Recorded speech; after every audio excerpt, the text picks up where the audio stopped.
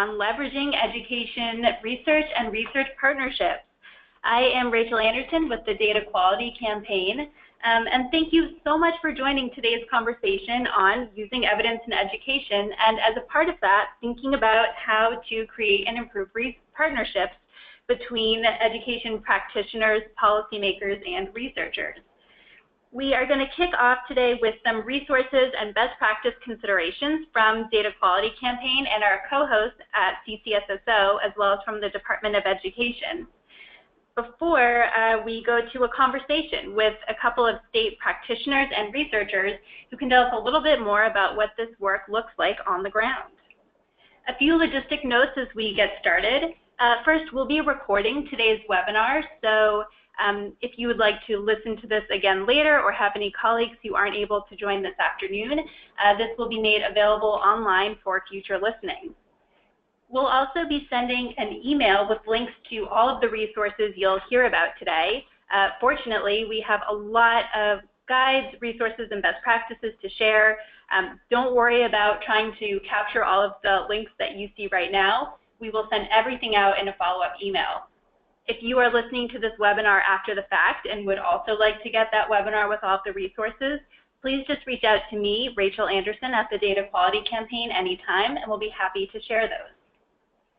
Finally, we are going to keep everyone in the audience muted just to reduce background noise. However, please feel free to leave questions in the Q&A or chat box, and we'll use whatever time we have at the end for Q&A with our great panelists. So we have a pretty packed agenda today, so we're going to dive right in. I want to start with a little bit of a conversation about why does research matter in education? Why should we be thinking about this when you as state or district leaders or advocates have so many priorities in your work? Well, hopefully this picture gives a bit of an accessible way to think about all of the ways that research matters in education. Research benefits states, districts, schools, educators, and families in three main ways. One is supporting the success of individual students through tools and strategies that help educators serve each student best. The second way is by making the best education programming and policy decisions. School leaders, district leaders, and state leaders need good information and research to make good decisions. And finally, building knowledge about how students learn for the future. Some research may not be immediately applicable, but really informs our understanding of how students learn. These are all admirable goals, of course, but beyond just valuing research, why should states think about working with research partners? Our other presenters, most notably our state partners and our researcher, can hit on this a lot more. But in brief, there are a couple of really helpful ways to think about why working with a researcher matters, even if you have internal research capacity. So, as a state or district, why should you think about forming partnerships with education researchers, and why should you think about using evidence in this partnership way more generally? Well, first of all, research partnerships formed with trained and engaged experts can result in the answers to questions that we just can't find anywhere else. Specifically, forming partnerships with education researchers can improve the work of states and districts by helping to build research capacity and data management expertise in-house, which we'll talk about a bit more. Improving data quality, governance, and privacy, which we'll also talk about a bit more. Providing technical support, highlighting new ways to use existing data collections, and helping to refine current data collections to better address state policy and practice questions. Hopefully, our speakers today can show a little bit more about what that all means and what it looks like to really bring it to life.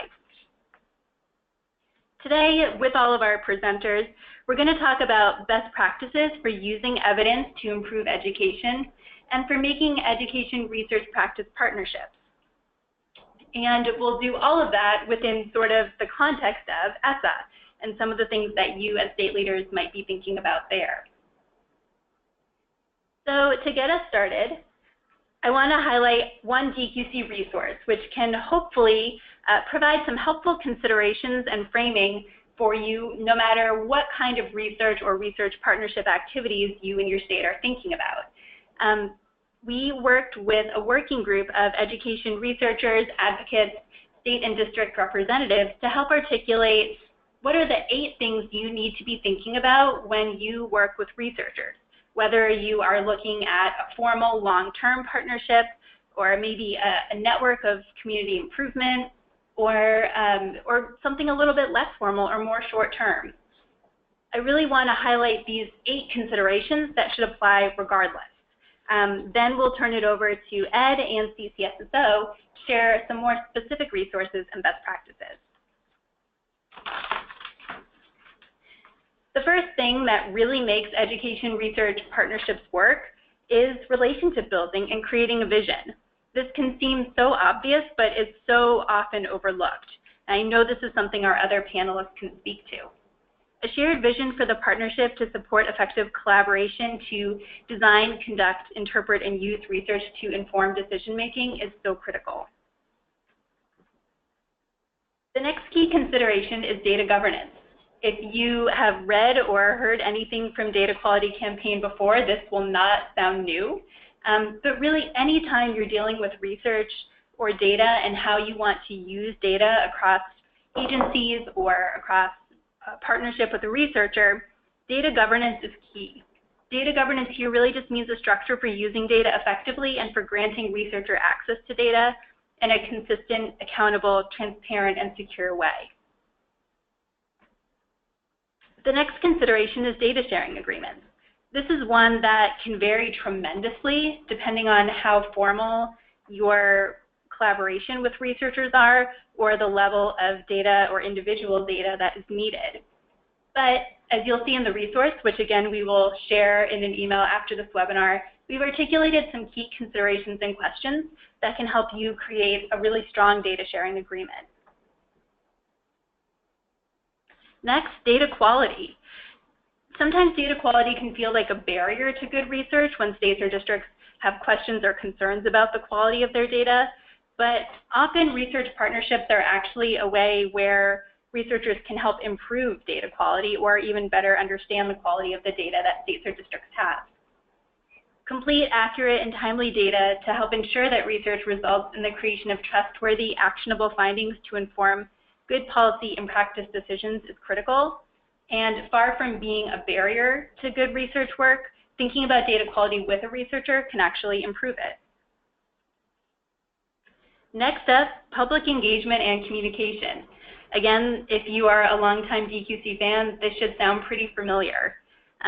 But really engaging the public and communicating about your work means that you can build trust by being transparent and listening and providing value to those in your community so that they are bought into the research work that you are doing. Proactive public communication about research efforts and how research informs your education decisions and policies helps bring everyone together around your state's education goals.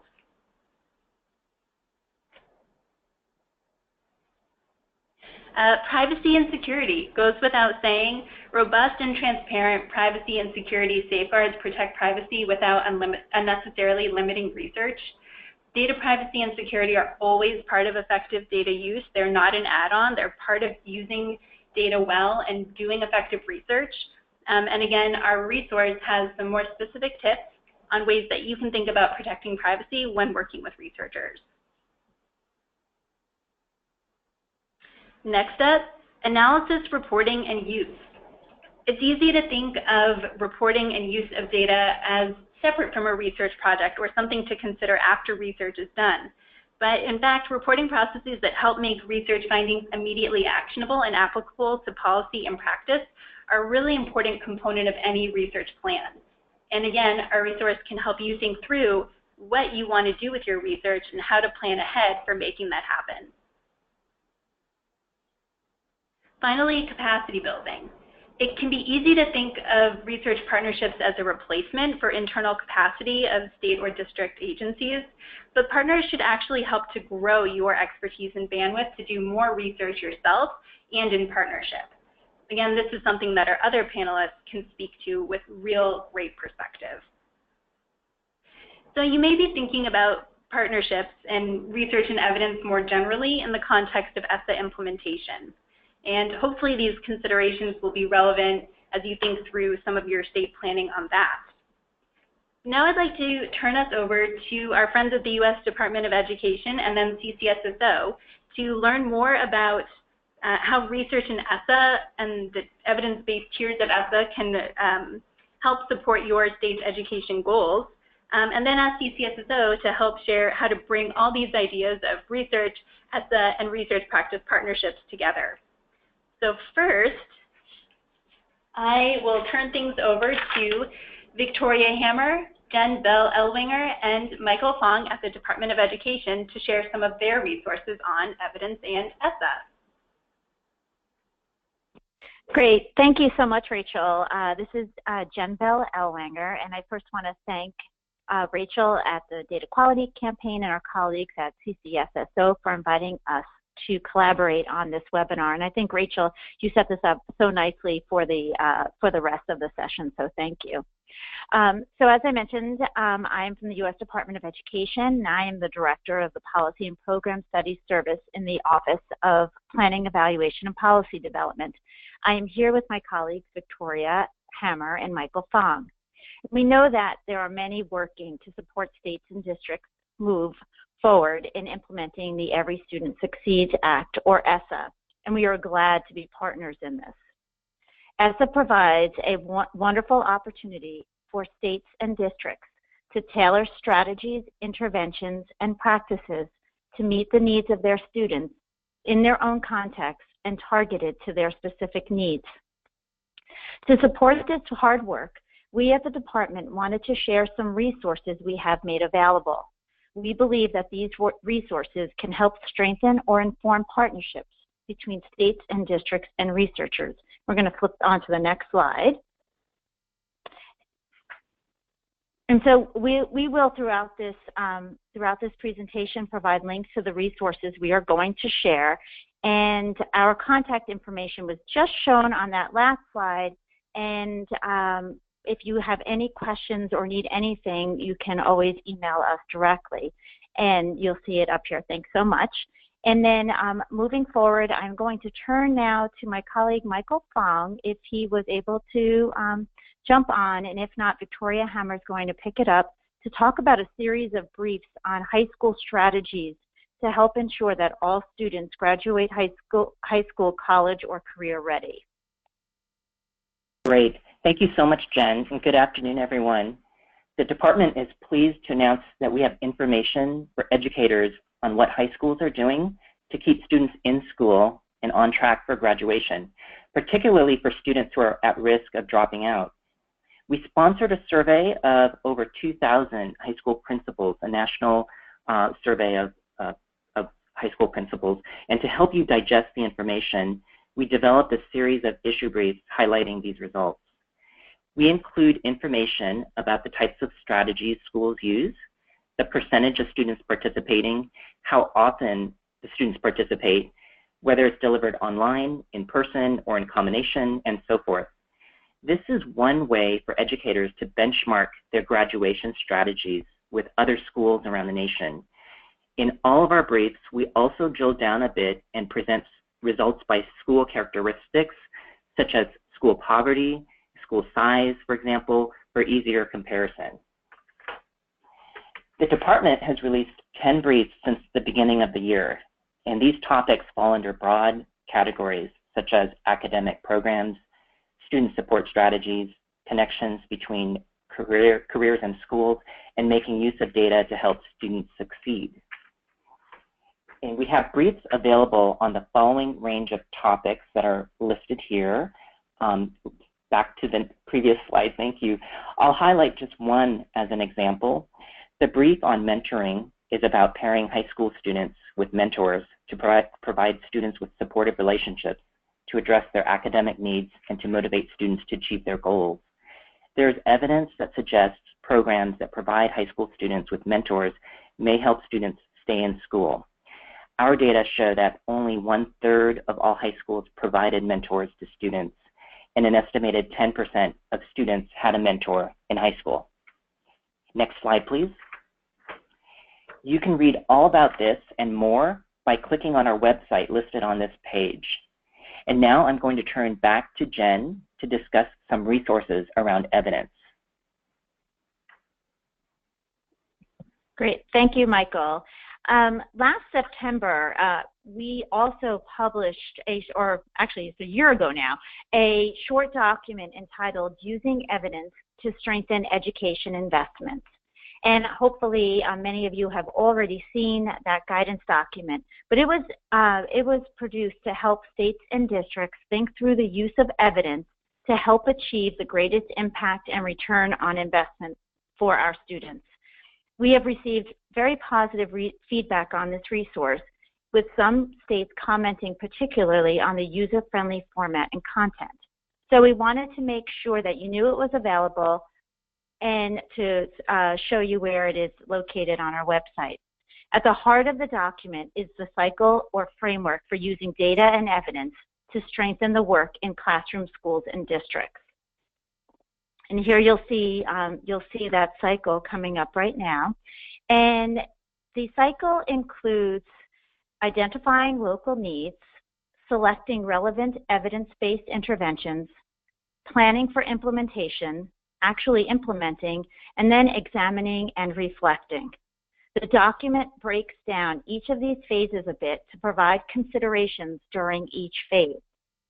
The considerations include, for example, opportunities for use of data and evidence in the implementation of ESSA. It also looks at local context and needs, identifying the most appropriate research, a use of a logic model to inform work, and how to approach evaluating an intervention to work toward continuous improvement.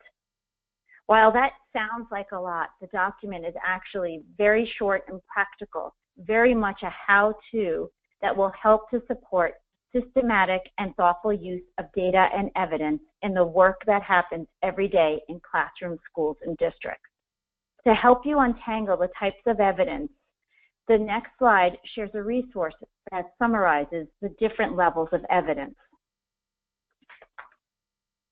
Good. And this is just the link to the guidance document that I just talked about. And we can go on to the next slide. Thanks. So just in the past, I think it was probably about a month or so ago, maybe 2 months ago, Ed also published revisions to the levels of evidence in EDGAR to streamline them, align them with the definition of evidence as articulated in ESSA, and create more flexibility to meet them. To accompany these revisions, we also recently released a fact sheet that simply summarizes the level of evidence of an intervention. We can go on to the next slide. So here we lay out those levels of evidence and the requirements needed to meet each one. Please don't be overwhelmed by this slide. What it presents are the levels of evidence and the requirements or qualities necessary for a research study to be labeled at a particular level. You will see that the levels fall into 4 tiers: strong, moderate, promising, and demonstrates a rationale. As you consider an intervention, you may wish to consider the research base available and the goal of implementing the intervention. For example, is the goal to implement an intervention that has been studied and for which there already exists strong or moderate evidence? Or is the goal to implement a newer or innovative intervention for which you may be trying to build out an evidence base? The final resource we have to share with you is a report from our Institute of Education Sciences, or IES.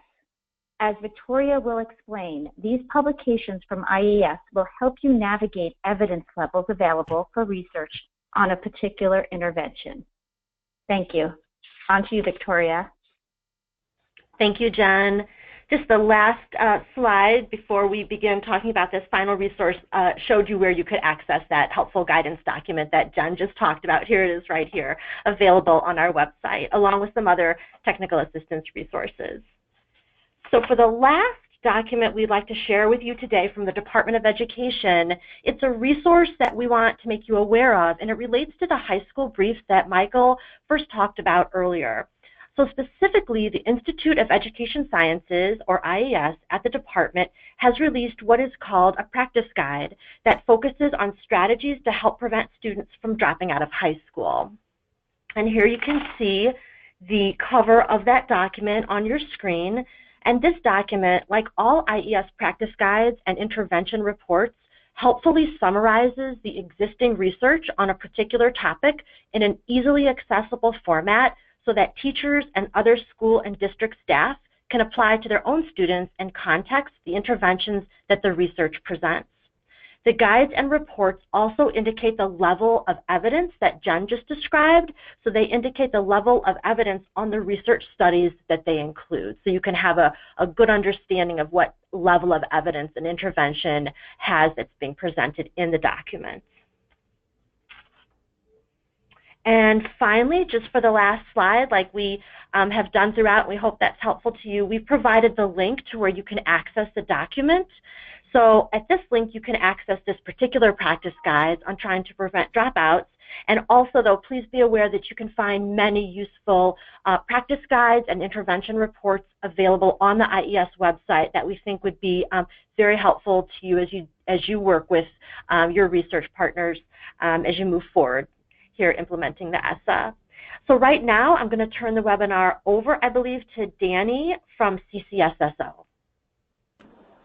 Thanks so much, Victoria, Jenn, and Michael. That was fantastic. I think obviously everyone knows what an incredible resource the Department of Education is, but you may have more resources and guidance available on these topics than many people even realize. So thank you.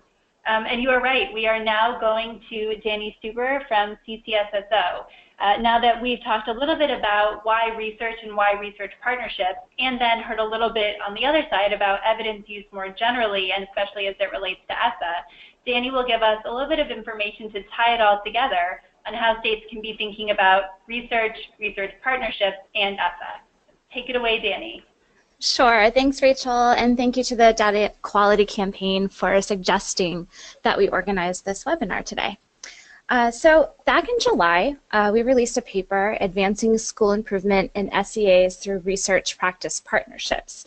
And in order to gather the information for that paper, we interviewed two presenters that are on the webinar today, Carrie Conaway and Nate Schwartz from Massachusetts and Tennessee, as well as Tim Boyd from Oregon, and then a plethora of subject matter experts and researchers in the field. So the objective of this paper was really to share with states examples for how they might use research practice partnerships to advance school improvement, and also some considerations that they might have when undertaking this work. So on the next slide, I just want to highlight a few takeaways from the interviews, and then obviously I want to leave lots of time to turn it over to the experts who gave me the information in the first place. But these are a few things that I took away from talking with states and researchers and subject matter experts. So for research practice partnerships to be really helpful to states, well, there are a few ways that research practice partnerships are helpful to states. One, they can help states examine the impact of state supports and interventions in low-performing schools. They can help states conduct rigorous research on new and innovative school improvement approaches to build an evidence base for use in other schools across the state, and help synthesize research on topics that LEAs and schools across the state are struggling to address. So I want to emphasize two things. One, successful research partnerships are co-constructed and co-developed between researchers and practitioners from the start. The second thing I want to emphasize is that researchers and practitioners must work together to develop a joint commitment, one that is intentional and formally acknowledges that the importance of expertise contained within each party, and to plan for work collaboratively along the way. And then on the next slide, I just have a couple of overall lessons that we've learned from states in working in research practice partnerships. So the first is to begin with the end in mind. And so what I mean by this is that it's important before developing any type of partnership to think about what the state wants to learn and then demonstrate the need to address this problem. The second thing to consider is who are your people? So research experience is necessary and valuable. So within the SEA, one consideration for states is to think about who's already on your team that might be able to lend to this type of work, regardless of whether they are specifically assigned to the research team. Research practice partnerships, they must be aligned within an SEA's priorities and structured to support the development and execution of a shared research agenda that reflects the agency's priorities. So think about your priorities and strategic plan and sort of where you want to go as an SEA as a consideration for this work. The agency should designate a single team that can see across the entire agency, across the entire agency's work and focus on research internally. Designing high-quality school improvement plans and adopting continuous improvement approaches are dependent on asking and answering research questions aligned with the agency's goals. Another thing that I think our experts can touch more on is how to be creative in funding projects like this. And then the last thing I'll share is that both districts and schools need to be involved simultaneously in the research agenda to establish trust and gain support rather than falling into compliance routines. So just like lots of the things that we are considering, moving away from compliance to support, research practice partnerships is one way to do this work as well.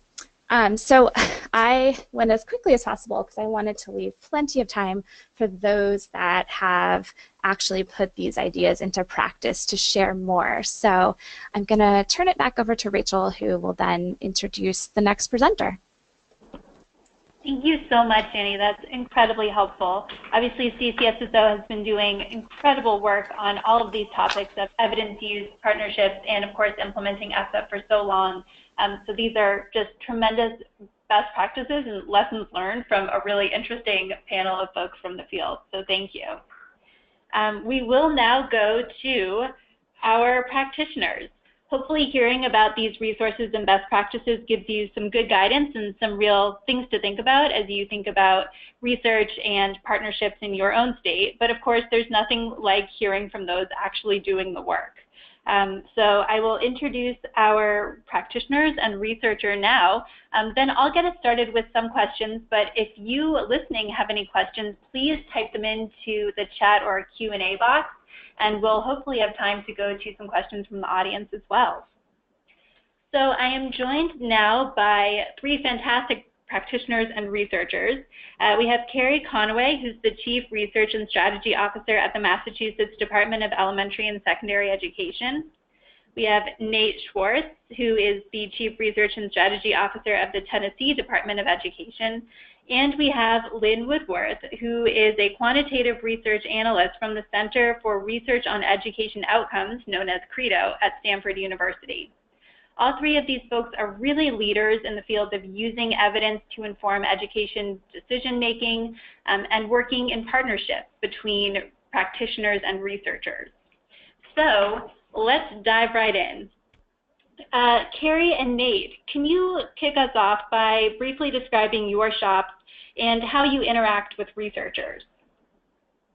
Sure, this is Carrie, and I'll kick that off. Thanks everybody for listening in today. My team's goal is to help our agency and our field implement effective policy and practices and use their resources effectively. And so I have three teams of folks who work on that. I have a research and evaluation team who leads a lot of our research work.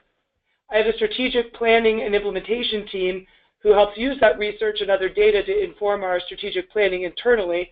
Excuse me. And then I have a resource allocation team who works externally. And really working with research is a major way that we get all three of those streams of work done. Excuse me, sorry about the cough. Our researchers, the relationships we have with researchers really range from very transactional ones, all the way to very, very deep partnerships. All of those are beneficial in different ways. Sometimes it's really helpful just to say, that's an interesting question, come back to us, in 6 months when you have an answer. And then there are other situations where we want to work much more closely because it's an area of high priority or high interest. But in all of those situations, we try to work closely enough with the researchers that they understand our policy context and we're having conversations. It's not just like a handoff sort of situation. And then the really deepest ones are what I would call a research practice partnership, which I'll talk a little bit more probably later on in the call. Great. I'll follow up on what Carrie just said. We are organized somewhat similarly to Massachusetts. We've got an internal research team that spends actually a lot of time analyzing our department data, not working with researchers, but trying to make sense on the ground of what's happening and how our programs are working. And then that same team, for specific projects that I'll talk about, builds out relationships with researchers to look in a more long-term way at bigger problems. Then we also have a small strategic planning team that tries to take all this learning and put it into our agency's priorities. I think the most important thing for us has been the way that we've defined our team's mission, where the thing that we are trying to do is we are trying to create change. We want to be able to say at the end of each year that things are different in our agency. We have made different decisions than we would have were it not for the research that we were doing. And that includes both the internal research and the research that we're doing with research partners. So we spend a lot of time thinking about how we build the relationships and create the follow-up so that we aren't just doing research for research's sake. And that continues to be a work in progress. And once I'll talk a little bit about the work that we've done increasingly with something called the Tennessee Education Research Alliance, that is a partnership at Vanderbilt University that has helped us to think about how we can make that most likely. Great. Thanks for that introduction. It's really great to see how two leading states are actually set up in often very different ways, but are both able to do this type of work in really innovative ways. Lynn, can you talk briefly about your work with states, what that looks like, and what types of topics you work on states with? Sure. So at Credo, we refer to the states that we work with as our data partners, and that's absolutely how we view the institutions that we receive data from. They are our partners in research. We couldn't do our research work without these organizations. And so that relationship is very important to us. In fact, we spend a very large amount of our time developing these relationships and maintaining them. Credo does national level studies. We are currently have relationships or are building relationships with 32 different states across the country. So as you can tell, this is a big part of our work. By doing this work, we're able to provide an external view for states, and that helps in a lot of ways because we are independent of the state organization, and so we can be a buffer against accusations that the state may fall under of political maneuvering or things of that nature. And so external researchers can play a really important role in giving states an ability to point to research and say, this is unbiased, it is neutral in its origin. That's great. It's great to hear that idea of working in partnership and really having that shared vision, which I know is something that we found with our working group and something that CCSSO clearly found in their interviews as well. Sort of picking up on that thread, Carrie and Nate, when do you think it makes the most sense to build a research practice partnership? And sort of as part of that, what does a research practice partnership get you that you couldn't get on your own? This is Carrie, and I think for us, working with external researchers in general, whether in a deep partnership or in a lighter touch way, I think is most valuable in a couple circumstances. One is when the question is not something quick turnaround. When the commissioner needs an analysis in the next couple days of the potential impact of a change in policy, that's not generally the kind of thing that researchers are well positioned to do. But when it's something that has more of a long-term scope, a longer-term project, that works better. I would say it also makes sense to work with external folks if the type of analysis requires either skills that you don't have on your team or time that you don't have on your team. So some of our most sophisticated analyses, for example, some work we've done related to charter schools that involves using lottery data. I have a few analysts who could probably do it if given enough time, but I can't afford the time off of the other high priority stuff that they're working on. So that's another place where we've sought out partners, like Credo, for example. And then the third, I would say, is there are times when it's better to have a third party collecting information or analyzing information, either because it's very sensitive, something that people might not want to say directly to the state, but that we would like to hear, and sometimes having that third party in between can be really helpful, or sometimes if it's qualitative, just because it's time consuming and it's helpful to have a third party who can kind of orient across all those things. So in terms of when does it make sense to build a research practice partnership versus a more typical research project, for me that would be generally the people I would put in that category, the entities, are ones that we've had some sort of a prior relationship with, where we didn't leap right into this big, long, multi-year thing where we're seeking out grants and that kind of stuff. We kind of test the waters with something small. We see that we're working well together. We see that we have mutual interest in a set of questions, and then we build from there. Nate, what would you add? The three reasons you gave for working with outside researchers are exactly the ones we use. That it is a long-term project, that it requires a methodology that doesn't make sense for us to do, and that actually having an external voice validating the results, an independent voice validating the results, feels important. The only thing I'd add is that the long-term piece actually feels really important to me. So when those of us in state agencies jump around a lot from thing to thing, and researchers don't. They go deep into one issue and can do that for a long, long time. And it means that having some external research project on the things that will be long-term important to your agency helps keep people's focus on the agency on those long-term balls, even as various emergencies are popping up day by day.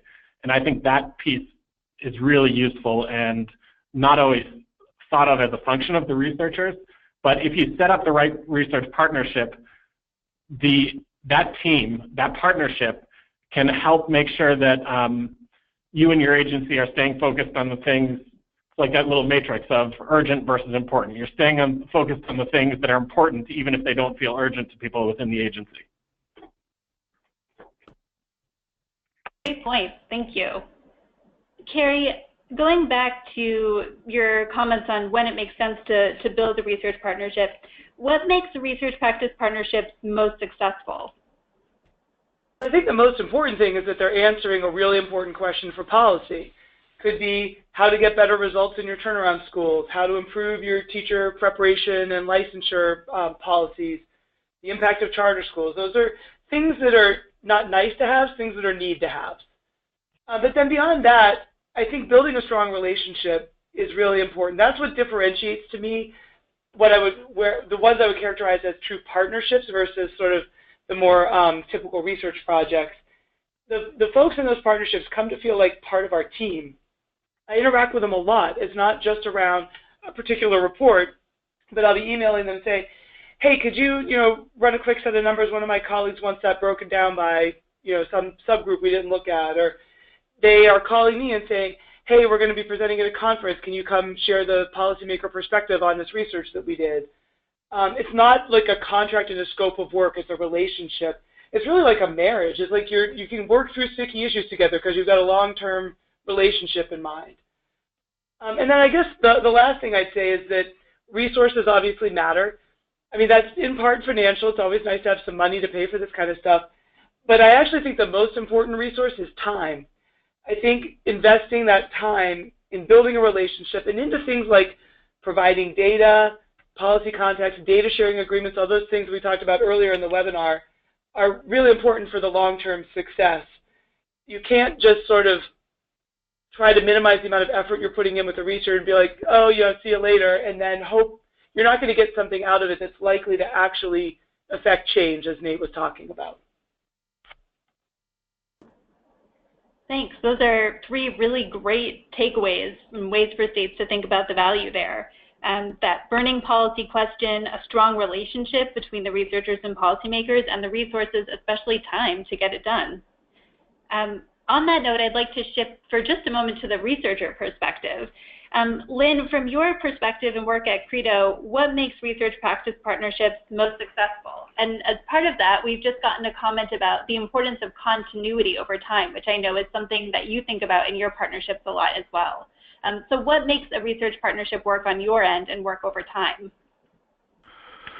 So I think Carrie has actually hit on a lot of the topic and a lot of the answers to this. So, one of the important things that research collaborations can provide to states is researchers can often look at questions that states can't answer. For example, at Credo, we focus our work on the national level of charter effectiveness for a lot of our studies. And an individual state can look within their own data, they can look within their own performance, but they can't see where they fall within the national framework. If without external reviewers doing these multi-state studies, they wouldn't be able to say, oh, look, this state seems to be having stronger effects than we are. Are there practices they have that we can look at and borrow?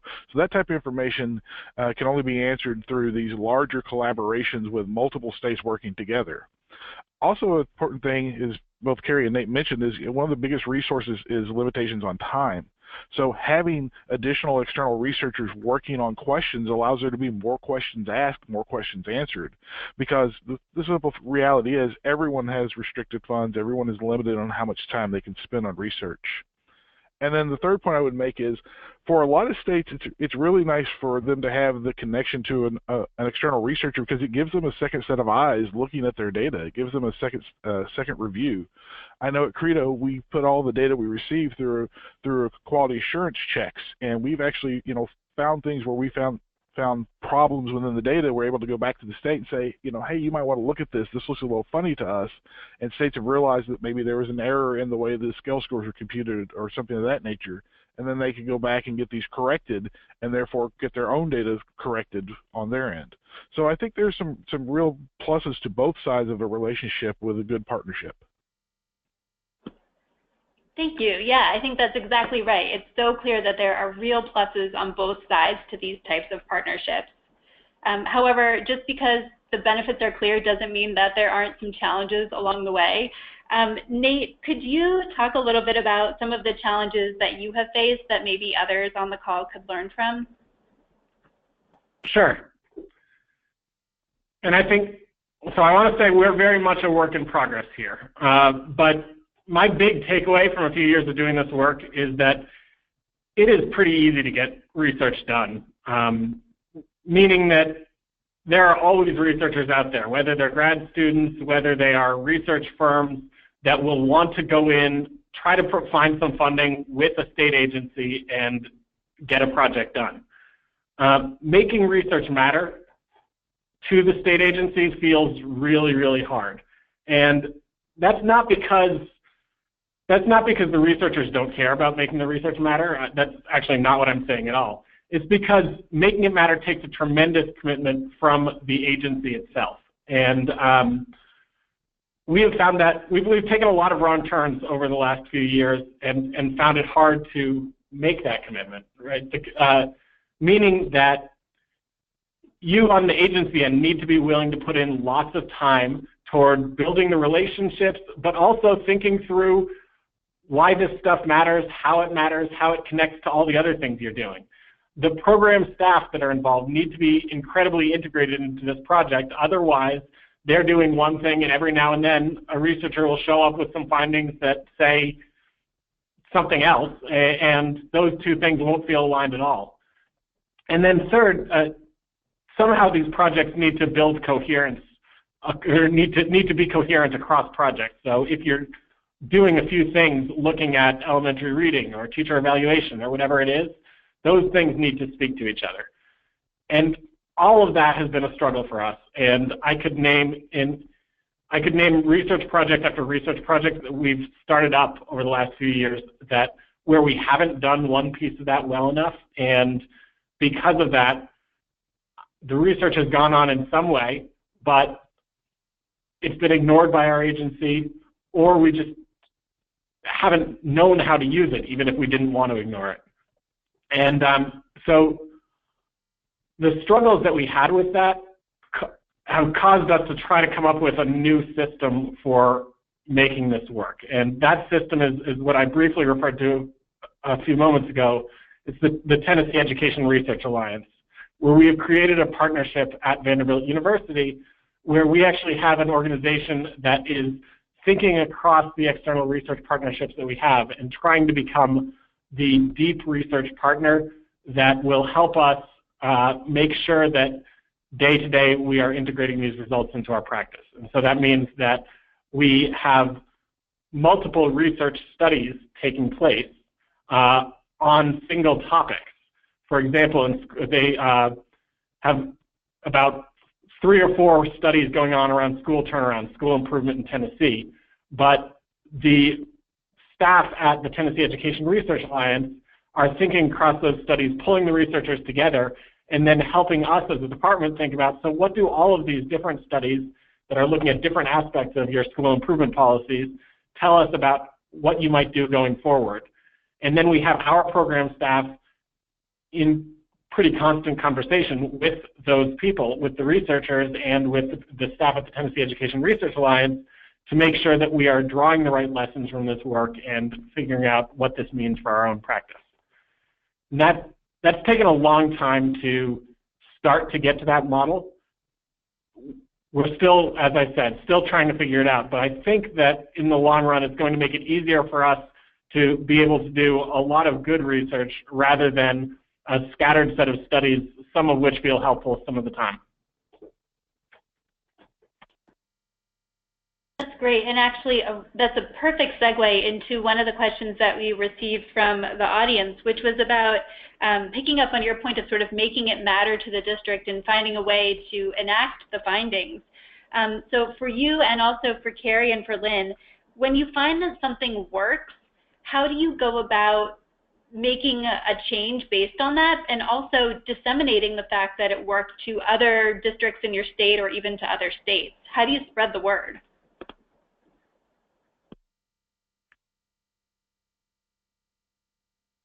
Well, so I will say at Credo, one of the major ways that we spread the word is by producing our national studies and taking them out, and we do lots of press calls. We do briefings with all the different state agencies who are partners with us. We always provide them the opportunity to ask us questions and know what the data says, and we generally do this before the study is released so that they can have they can prepare and be able to know what's going to be said, so they know how to help people interpret the information and use it.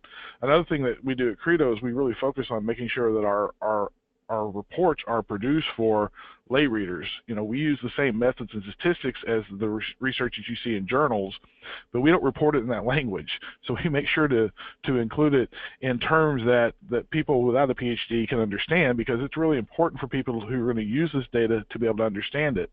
And so I think that's an area too where the partnership can really be useful, because the states can ask us specific questions and we can be sure to get them the answers they need in order to be able to use the data and use the research findings. This is Carrie, and I would say where we've been most successful on that, on sort of really enacting the findings both in the agency and getting them out to districts, is in our school turnaround research. We have some really interesting work that we've done on the impact of our school redesign grants here in Massachusetts that show that we have a statistically significant, positive, pretty large impact for students in schools that are in that program. And we also did some qualitative work that accompanied it to help us understand what exactly the schools were doing. So it wasn't just a, thumbs up looks good, but also a how and why. And the reason I think we've been effective on using that within the agency is that it was a long-term project, so several years of work that we were building momentum. Program staff keyed in throughout the project, not just at the end being like, oh, thanks, here's this thing I didn't even ask you for, but, help develop the questions, help work with the researchers. And then we've got some folks in our turnaround staff who part of their job is to get those findings out to the field. So they've worked with the researchers to build all sorts of additional things like videos and practice guides and things like that build from the research but then turn it into a more field-oriented language. And we've done that with a few projects, and it really helps to have not just the research piece, but then especially when it's something where you want districts to change practice and not just your own agency, have a translational piece that takes it really from a field perspective. I think that the two additional points. First, I'd second everything that my colleagues said, but one point is that certain types of research are actually aimed at changing state-level policies, and certain types of research are much more aimed at changing the kinds of decisions that are made at the school or sometimes district level. And I don't think those are necessarily the same thing. So I think it's important for researchers when they're setting out, or the partnership when it's setting out, to be very, very clear about the possible levers that they have to influence. And I think that there have been times where we in our research have gotten confused and started a project that we wanted to change some decision of ours at the state level and actually realized this is really useful for schools and districts, but this doesn't, we aren't running the kind of program at the state level that we can directly make changes in response to this, this research study. And so then it becomes really important to think about how do you translate this stuff, how do you think about providing the right information to bring schools, districts, teachers on board with what it is that you're doing. There's a great write-up from the Chicago Consortium where they spend a lot of time talking about, it's a description by John Easton and some others about how the Chicago Consortium does its work, and they spend a lot of time talking about the ways that they get their research in front of people on a day-to-day basis rather than just on a every 6 months we put out a report. And they think a lot about what are the indicators that you might look at that this research is telling you to look at. So for example, if you've been doing research on chronic absenteeism, what is the data point that schools should be tracking on a regular basis to know whether chronic absenteeism is changing? And on track, 9th grade on track measures. How do we make sure that the things that people are seeing in schools are not just some high-level findings of a research report, but actually something that feels actionable to them on a daily or weekly basis? And we try hard to, we're trying hard to get better about that in the Tennessee Department of Education, thinking about what are the measures and indicators that we are passing to districts and schools. How are we putting data in the hands of districts and schools so that they can see the same things that we're seeing and act on them? And then not just in terms of data reports, but how do we provide the right implementation support for this data? And we think a lot about the work that our regional offices do. We've turned the regional offices in Tennessee into a group that really is spending a lot of time working directly with districts and their data and helping them both diagnose issues and then think about what to do next.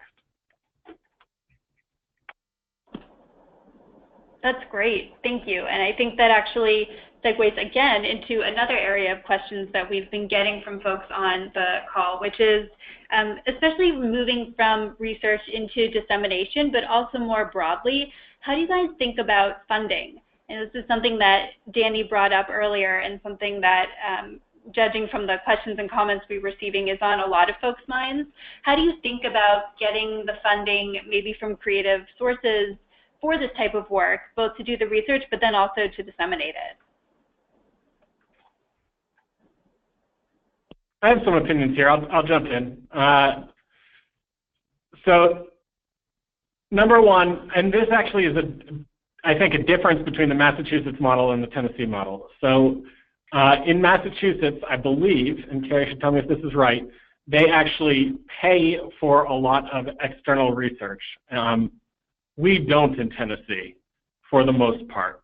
Mostly the research we're doing with our research partners is research that has been funded by joint grants that we have submitted together, or that where the researchers are somehow bringing in the money on their end. We are tending to use the research dollars in Tennessee to actually create the internal staff that feels very important to us in order to make sure that we are working in the right way with external researchers, but also able to do the quick turnaround work that Carrie described earlier, where we just want to be able to look at data quickly and know that there's no external researcher or research organization that could jump from thing to thing and do the quick turnaround work in the way that we want it done. So the first point is there are lots of grants out there, and every external researcher should be willing to spend a lot of their time helping put together the grant that the joint grant that could fund a strong research project if it really feels like a strong research project. The second point is that to fund the internal staff, which again feels so necessary to us, partly you have to have a commitment from the leadership of your agency that this is important, and we are very, very lucky to have had that for a number of years now in Tennessee, where there has been this commitment to doing the kind of research that feels important for improvement. But the second point is that in the different federal funds that come down through the state, there is approval to use those for research purposes. And my Department of Education colleagues can explain exactly what that looks like, but we end up funding certain portions of our research staff's work through these federal funds because their work is directly aimed at improving the programs run by those federal funds. So to kind of follow up on what Nate said, I think this is again another area where an external partner can really add benefit to a state.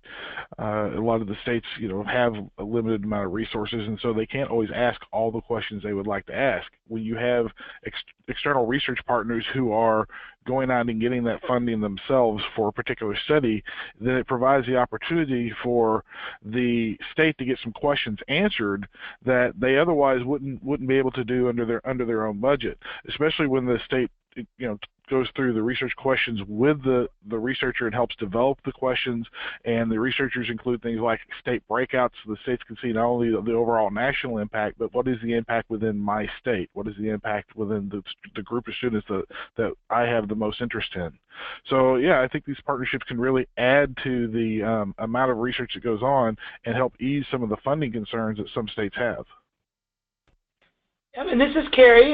Nate is right that we do pay for more stuff than they do, just for a variety of some historical reasons and all that. I think there's some pros and cons, absolutely, of either strategy. Sometimes I think I should be doing what Nate's doing, and sometimes I think Nate thinks he should be doing what I'm doing. So I think what I would say is that first of all, I think many state agencies have more research capacity than they think they do. Because you've got a bunch of analysts who are doing all your federal reporting and maybe asked to do modeling on your accountability system or those kind of things. You have folks who have some skills. And I think part of it is just a matter of finding the people who have the interest and aptitude in the research side of it to help get more involved in that so that they're not just tied up only doing reporting and sort of required stuff. And having a few people with that inclination, connecting them up with maybe local universities or graduate students, or maybe it's for higher firms, depending on what your budget looks like, can really get you a long way. We have just about 1 minute left, so I'd like to wrap us up with a lightning round last question. Lynn, Carrie, and Nate, what would you tell a state that might be thinking about creating a research partnership? Either for the first time or maybe working with a new partner? What's one piece of advice you would want them to know?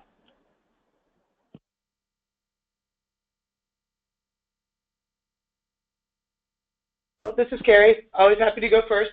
I'll give you two things beyond what I've already said. One is don't be afraid to be pushy with the researchers. Get what you want out of it. Make sure they're answering your questions and not just theirs. And the other is I would recommend checking out the National Network of Education Research Practice Partnerships, or NERP.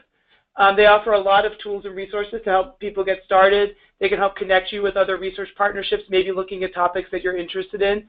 And both Nate and I are members of that. I found it a valuable resource.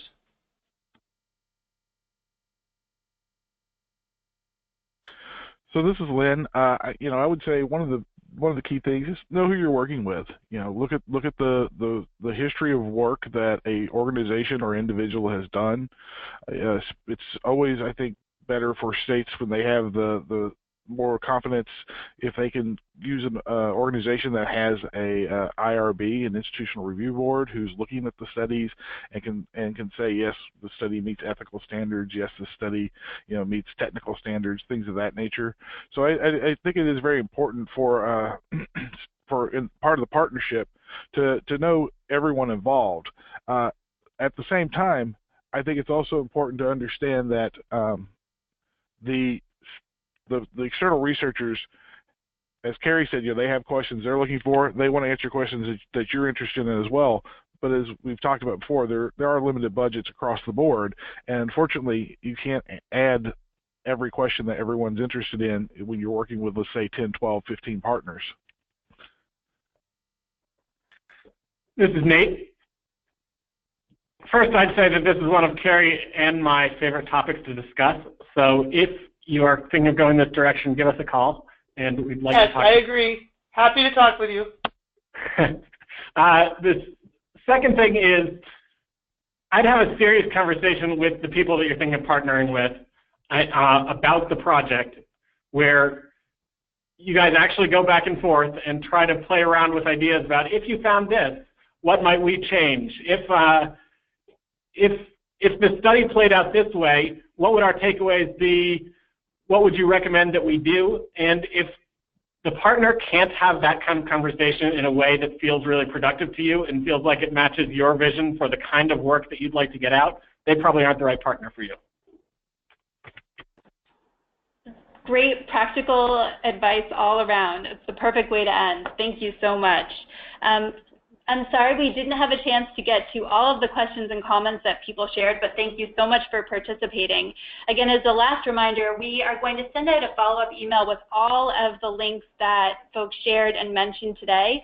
Also, I know some of you on the webinar were kind enough to share additional links in the chat box, and we'll include those as well. So if you were on the webinar registered live, you'll get that email within the next couple of days. And if you're listening to this as a recording afterwards, please feel free to follow up with me, Rachel Anderson, at the Data Quality Campaign, and we can get all those resources and links out to you. So I'd like to thank Dani and CCSSO for co-hosting this conversation, and of course, thank you to all of our wonderful presenters, Carrie Conaway in Massachusetts, Nate Schwartz in Tennessee, Lynn Woodworth at Credo at Stanford, and Victoria, Jenn, and Michael from the U.S. Department of Ed. Thank you. And of course, thank you to you all for joining. We'll look forward to continuing the conversation. Thanks so much.